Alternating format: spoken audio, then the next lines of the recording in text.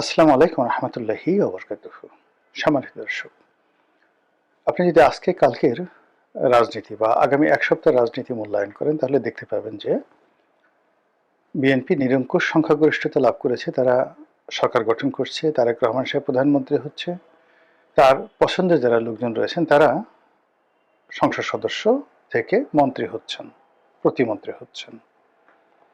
এটি হলো একেবারে শরীয়তি জ্ঞান। আর মারফতি যে চিন্তা চেতনা, ধ্যান ধারণা মানে গুপ্ত যে বিষয়, সেটা নিয়ে যদি আপনি চিন্তা করেন তাহলে এই দৃশ্যের বাইরে কি হতে পারে। সেক্ষেত্রে প্রথমে আসবে পার্লামেন্টটা কতটা কার্যকরী হবে। স্পষ্টতই যেভাবে সংস্কার করার কথা বলা হচ্ছে, যেভাবে সংবিধান সংশোধনের কথা বলা হচ্ছে, যেভাবে উচ্চ কক্ষ গঠনের কথা বলা হচ্ছে, তাতে করে বিএনপির একছত্র আধিপত্য থাকবে না। প্রধানমন্ত্রী হিসেবে খালেদা জিয়া, শেখ হাসিনা তাদের যে ক্ষমতা ছিল তারেক রহমান সাহেবের তার 10 ভাগের 1 ভাগ ক্ষমতা থাকবেন না। রাষ্ট্রপতি এবং প্রধানমন্ত্রী এই দুয়ের মধ্যে ক্ষমতার যে ভারসাম্য, সেই ভারসাম্যে দেখা যাচ্ছে যে অনেক গুরুত্বপূর্ণ মন্ত্রণালয়, অনেক গুরুত্বপূর্ণ বিষয়াদি, রাষ্ট্রীয় বিষয়াদি রাষ্ট্রপতির কাছে চলে যাবে। তো সেক্ষেত্রে প্রধানমন্ত্রীর যে একটা ইমেজ, প্রধানমন্ত্রীর কার্যালয়ের যে একটা ভাবসাব, সেটা কমে যাবে। দ্বিতীয়ত, পার্লামেন্টের 2টি কক্ষ, অর্থাৎ যেটা নিম্নকক্ষ, সেই নিম্নকক্ষে যথেষ্ট বিতর্ক হবে, ওয়াকআউট হবে, যা কিছু হবে, এবং সেখানে যেহেতু বিএনপির সংখ্যাগরিষ্ঠ, তারা চিৎকার চেঁচামেচি, টেবিল থাপ্পড়ানো থেকে শুরু করে আরো অনেক কিছু নিয়ন্ত্রণ করতে পারবে এবং তাদের স্পিকার মাইক বন্ধ করতে পারবে। আর প্রতিপক্ষ যারা আছে তারা ওয়াকআউট করতে পারবে, জামাতে যারা লোকজন আছে, আর সীমিত সময়ের মধ্যে কথাবার্তা বলতে পারবে। কিন্তু সমস্যাটা হয়ে যাবে উচ্চকক্ষে। উচ্চকক্ষে যারা যাবেন তারা ওইরকম দলবাজ লোক নয়। বিএনপি চেষ্টা করবে তাদের মতাদর্শের, পছন্দের জ্ঞানী গুণী শিক্ষিত যারা লোকজন রয়েছেন তাদেরকে হায়ার করার জন্য, অথবা নিজেদের দলের যে সকল ডেডিকেট রয়েছে, বয়স্ক মানুষ রয়েছে, সম্মানিত মানুষ রয়েছে যারা নির্বাচন করতে পারে না তাদেরকে। আবার অন্যদিকে জামাত নিজেদের দলের ভেতরে বাইরে সমাজের অনেককে তারা এই উচ্চ কক্ষে ইনক্লুড করে ফেলবে এবং সেক্ষেত্রে জামাত এবং এনসিপির যারা উচ্চ কক্ষে থাকবেন তাদের কাছে সরকারের যারা সদস্য থাকবেন সরকার দলীয়, তারা সকালে বিকেলে নাস্তানাবুদ হবেন। ওখানকার পরিবেশটা অ্যাবসলিউটলি জামাতের নিয়ন্ত্রণে থাকবে। তারা সেখানে নিম্নকক্ষের অনিয়মতান্ত্রিক বিষয়গুলো তুলে ধরবে। তারা তাদের ইজমা, কিয়াস, কোরআন, হাদিস, শরিয়া আইন, বিভিন্ন টেকনিক্যাল বিষয় নিয়ে ঘন্টার পর ঘন্টা সেখানে আলোচনা করবে, ঠিক ভারতের উচ্চকক্ষের মতো বা ইংল্যান্ডের উচ্চকক্ষের মতো। যেমন দেখা গেলেন আপনি ভারতের যে উচ্চকক্ষ, সেখানে রাম জেঠ মালানি নামক একজন প্রখ্যাত আইনবিদ ছিলেন, মেম্বার অফ পার্লামেন্ট ছিলেন, যিনি একসময় ভারতের সেন্ট্রাল গভর্নমেন্ট বিজেপি সরকারের আইনমন্ত্রী ছিলেন। ভারতের তাকে বলা হয় সবচেয়ে বড় লয়ার। তো এই মানুষটি উচ্চকক্ষে গিয়ে যে ধরনের বক্তব্য দিতেন, কথাবার্তা বলতেন, নরেন্দ্র মোদীর ধুতি খোলা হয়ে যেত এবং তিনি সেখানে বলতেন যে আমি এই Narendra Modi is a nonsense, stupid. একবার তার রাগ হয়ে তিনি বাস্টার্ড বলে ফেলেছিলেন, যে আমি তার নির্বাচনের সময় টনকে টন, 1 টন মানে 27.5 মণ, টনকে টন টাকা আমি খরচ করেছি। আমি, তাকে বলা হয় 15 কোটি রুপি লয়ার, মানে যে কোনো একটা মামলা তিনি পরিচালনা করলে 15 কোটি টাকা নিতেন। তো one of the richest lawyer around the India subcontinent. তো এই ফলে কি হলো যে এই উচ্চকক্ষ কিন্তু মানে নিম্নকক্ষের চেয়ে উচ্চকক্ষের যে প্রচারণাটা ভারতে ওই সময়টাতে বেশি হয়েছিল। এবারও নিম্নকক্ষের চাইতে বাংলাদেশে উচ্চকক্ষে জামাতের যাদেরকে নিয়োগ দেওয়া হবে তাদের বাগ্মিতা, তাদের কথাবার্তার ধরন, তাদের যে যুক্তি উপস্থাপন, এবং তারা এমন একটা জায়গাতে আলোচনাটা নিয়ে যাবে যে আলোচনাতে বিএনপির যারা লোকজন রয়েছে তাদের কোনো প্রস্তুতি থাকবে না। আর যে বিষয়গুলো জামাত টার্গেট করে আলোচনা করবে সেই বিষয়গুলো বিএনপি আন্দাজই করতে পারবে না। আবার বিএনপি পরবর্তীতে যে বিষয়গুলো আলোচনা করবে ওই বিষয়গুলো আবার জনগণ শুনবে না। এই কারণ হলো আমাদের দেশের মানুষ একটু ধর্ম শুনতে চায়, কিচ্ছা কাহিনী শুনতে চায়, ইতিহাসের গল্প শুনতে চায়। এই কাজগুলো করার জন্য জামাতের যারা নেতাকর্মী তারা অভ্যস্ত। তারা একটা অডিয়েন্সকে 2 ঘন্টা 3 ঘন্টা তারা ব্যস্ত রাখতে পারে মিষ্টি মিষ্টি কথা বলে। আপনি সাইদির একটা ওয়াজি যদি এখনো বাজিয়ে দেন, মানুষ রাস্তায় দাঁড়িয়ে 2-3 ঘন্টা বসে বসে শুনবে। গুলিস্তানে বাজায় দেখেন, বসুন্ধরা মার্কেটে বাজিয়ে দেখেন, সব দোকানপাট বন্ধ করে মানুষ সাইদের ওয়াজ শুনবে। আপনি এখন মির্জা ফখরুল সাহেবের ভাষণ রাস্তায় ছাপিয়ে দেন, চালিয়ে দেন, বিএনপির মধ্যে সবচেয়ে আকর্ষণীয় পুরুষ বক্তব্যের দিক থেকে। তো তার বক্তব্য ছাড়েন, দেখবেন 2 জন লোকও দাঁড়িয়ে শুনবেন না। তো বুঝেন উচ্চ কক্ষে সে কি অবস্থা হবে। এই মারুফতিতে যেটা হচ্ছে যে আগামীতে রাজনীতিতে উচ্চ কক্ষ যেটা গঠিত হচ্ছে সেটা জামাতের দখলে থাকবে এবং এটা সরকারকে রীতিমতো বিব্রত করে ফেলবে। থার্ড যেটা আছে যে নির্বাচন যেটা হয়ে গেল এটা কতদিন টিকবে। সরকার যদি ভালো কাজ করে, তারা ক্রমশই ভালো কাজ করে টিকে যায়, যেটা সম্ভাবনা খুব অল্প, ভীষণ রকম অল্প। এত অল্প আমি এখন এটা আর বলতে চাচ্ছি না, শুধু আজকের এই ভিডিওতে এটাই বললাম যে সরকার ভালো করলে সরকার 5 বছর পূর্ণ মেয়াদে যেতে পারবে, কিন্তু যেটা সম্ভাবনা খুবই খুবই অল্প। আর যদি ভালো না করে তাহলে পুরো পরিস্থিতি নিয়ন্ত্রণের বাইরে চলে যাবে এবং যে কোনো সময় মধ্যবর্তী নির্বাচন হতে পারে, যে কোনো সময় সরকারের পতন হতে পারে, আরো অনেক কিছু হতে পারে।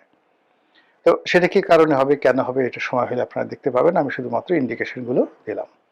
তো সেক্ষেত্রে কি ধরনের রাজনৈতিক পরিস্থিতি তৈরি হবে। এখানে যদি সরকার সফল হয় তবুও রাজনীতিতে আওয়ামী লীগ অনিবার্য। সরকারের এই সফলতার বিরুদ্ধে আরো সফল কিছু করার জন্য, জনমত গঠন করার জন্য জামাত তখন আওয়ামী লীগের দিকে ঝুঁকে যাবে।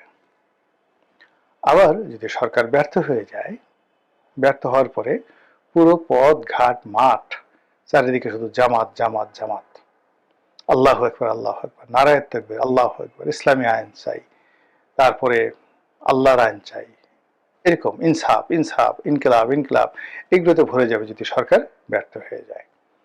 আর সেক্ষেত্রে যদি আওয়ামী লীগের মানে বিএনপির পতন হয় তাহলে জামাত ক্ষমতায় চলে আসবে এবং জামাত একবার ক্ষমতায় আসলে পুরো কোর্স অফ অ্যাকশন রাজনীতির আলাদা হয়ে যাবে। তখন ওই পরিস্থিতিতে সরকারই আহ্বান করে, উইন্ডো তৈরি করে জামাতকে মোকাবেলা করার জন্য আওয়ামী লীগকে নিয়ে আসবে এবং বিএনপি এবং আওয়ামী লীগ সখ্যতা হয়ে যাবে এবং সেই সখ্যতাটা যেভাবে বাংলাদেশের রাজনীতি সামাল দেওয়ার জন্য জিয়াউর রহমান সাহেব যে শেখ হাসিনাকে এনেছিলেন তিনি তো এমনি এমনি আনেননি।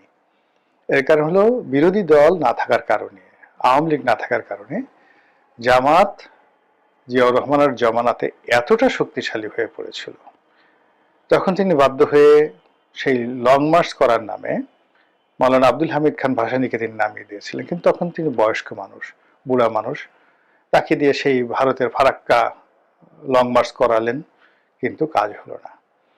তো জামাত শক্তিশালী এবং জামাত এতটা রাজনৈতিকভাবে শক্তিশালী হয়ে পড়েছিল জিয়াউর রহমান সাহেবের জমানাতে যে যদি ইলেকশন হতো ওই সময়টাতে এবং উনি যদি আওয়ামী লীগকে না আনতেন তাহলে হয়তো জামাতি যে এখন যে ভালো কাজগুলো তারা করছে, নির্বাচনে ফলাফল করছে, এটা সেই 1979 সনে এটা হতে পারত।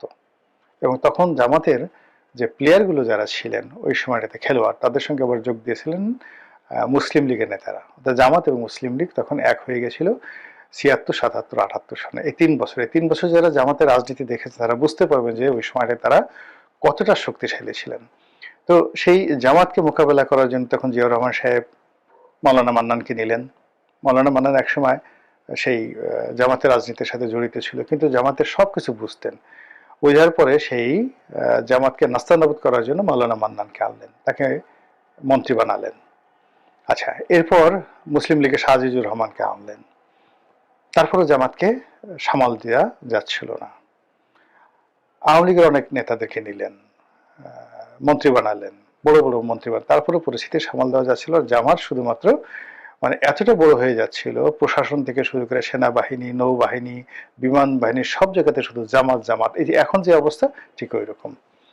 তখন সে আওয়ামী লীগকে রিভাইভ করলেন জিয়াউর রহমান সাহেব। দেখেন, ইতিহাস ঘুরে ফিরে আবার আসে। সে 79 সনে বা 78 সনে যে ঘটনাটা ঘটেছে, এই 26 সনে তারেক রহমান সাহেবের জন্য ঠিক সেম ঘটনাটা ঘটতে যাচ্ছে, আরো ওয়ার্স্ট ভাবে। তখন তিনি সেই যে বাকশালের মাধ্যমে যে আওয়ামী লীগ নিষিদ্ধ হয়ে গিয়েছিল, সেই আওয়ামী লীগকে তিনি আবার রিভাইভ করলেন। তারপর তিনি চেষ্টা করলেন সেই আওয়ামী লীগকে অ্যাক্টিভ করার জন্য, কিন্তু ঐক্য হচ্ছিল না। দুটো গ্রুপ এখানে, মিজান গ্রুপ, মিজানুর রহমান চৌধুরী তার নেতৃত্বে একটা গ্রুপ, তারা চেষ্টা করলো। এরপরে টাঙ্গাইলের মান্নান সাহেব, এরপর নোয়াখালীর যে আব্দুল মালিক উকিল সাহেব, ওরা সবাই মিলে চেষ্টা করলেন, দুটো গ্রুপ হয়ে গেল, কিন্তু সাইন করলো না। পরে এই ঐক্য করার জন্য তিনি তোফায়েল সাহেব, আব্দুর রাজ্জাক সাহেব, ডক্টর কামাল হোসেন, এদেরকে তিনি রিকোয়েস্ট করলেন। এবং বিশেষ করে ডক্টর কামালকে তিনি, মানে জিয়াউর রহমান সাহেব, তিনি বিশেষভাবে তাকে দূত নিয়োগ করলেন, অ্যাম্বাসেডর নিয়োগ করলেন, যে দিল্লিতে গিয়ে শেখ হাসিনাকে কনভিন্স করে বাংলাদেশে আনার জন্য। এবং 1981 সনে শেখ হাসিনা যখন বাংলাদেশে এলো, পুরো রাজনীতির জঙ্গনে বিএনপি এবং আওয়ামী লীগ এই দুটো গ্রুপে বিভক্ত হয়ে গেল, জামাত পিছনের সারিতে চলে গেল। এই হলো প্রকৃত ইতিহাস, যে যাই বলুক না কেন। এবং ঠিক সেম ইতিহাস সামনে আসছে। এবং সেক্ষেত্রে যেটা বললাম, যে যদি জামাত মানে সরকার ব্যর্থ হয়, তারেক রহমান সাহেব ব্যর্থ হন, জনপ্রিয়তা হারিয়ে ফেলেন, জামাত অত্যন্ত প্রভাবশালী হয়ে পড়বে এবং জামাত ক্ষমতা আসার দ্বার প্রান্তে চলে আসবে, এবং সেটা ফেরানোর জন্য তখন জনাব তারেক রহমান সাহেবই আওয়ামী লীগকে রিভাইভ করবেন। এটা হলো একটা অপশন। দ্বিতীয় অপশন হলো যে সরকার খুব ভালো করছে, বিএনপি আবার জয়লাভ করবে, জামাত যে বিষয়গুলো নিয়ে গর্ব করে, তাদের সততা, ন্যায়পরায়ণতা, ঠিক সেম কাজটা বিএনপির লোক করে ফেলছে। তারা একের পর এক রেকর্ড তৈরি করে ফেলেছে, জামাত একা হয়ে যাচ্ছে, রাজনীতির ময়দানে তারা পেরে উঠছে না। ঠিক সেই সময়টাতে জামাত সর্বোচ্চ চেষ্টা করবে বাংলাদেশের রাজনীতিতে আওয়ামী লীগকে একীভূত করার জন্য। এই হলো স্বাভাবিক দর কষাকষি, স্বাভাবিক হিসাবপত্র ভবিষ্যতের